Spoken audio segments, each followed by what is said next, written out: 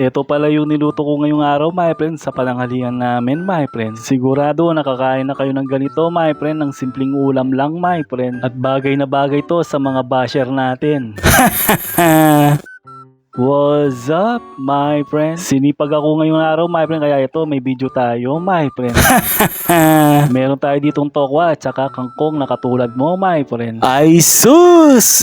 Chos lang! Ganito naman yung gagawin natin na ulam, my friend. Napakasimple lang to, my friend. Sigurado kasyang-kasya sa budget natin to, my friend. Mabibili natin kagad sa palengke. Kahit na nagmamahalan yung gulay, my friend, basta't ikaw, minamahal kita, my friend.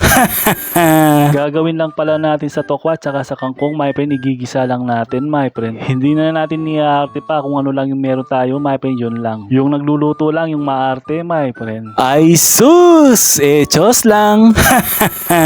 Kaya pala ako nagluto ng ganito, my friend. Siyempre, panay tayong kumakain ng karne, my friend. Kaya na-miss kong kumain ng gulay. Tapos nakita ko sa bebe ko, uy, may bebe na pala ako.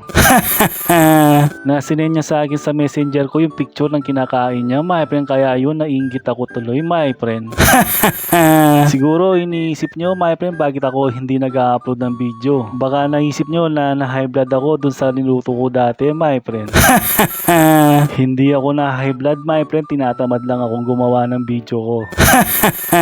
Dati hindi mo ako mapapakain ng kangkong, my friend, kung hindi mo lang ilalagay sa sabaw yan, my friend. Kasi hindi talaga ako kumakain ng gulay dati, my friend. Pinilit lang ako, my friend, para kumain ng gulay. Kahit na nagmamahalan yung mga bilihin, my friend, sigurado yung kangkong mabibili natin, my friend. Iniisip natin kagad, my friend, kangkong lang yan, my friend. Pero masustansya yan, my friend, yung kangkong. At yan, my friend, luto na yung niluto natin na ginisang tokwa at saka kangkong, my friend. Nakakapaglaway, my friend, kahit simpleng ulam lang yung niluto ko ngayon, my friend. Wala munang karne ngayong araw, my friend. Siyempre, wala tayong pambili ng karne. Gulay muna ngayong araw na to, my friend, at saka masustansya naman yung tokwa, my friend. Yan yung kinakain natin kapag bumibili tayo sa umaga, my friend, yung taho. At syempre, dahil luto na yung niluto natin ginisang tokwa at saka kangkong, my friend, nito kakain na tayo, my friend. Una kong tinikman dyan, my friend, yung tokwa, my friend. Kala ko nga mainit nung una, my friend. Syempre, pinalamig ko muna para hindi tayo mapaso.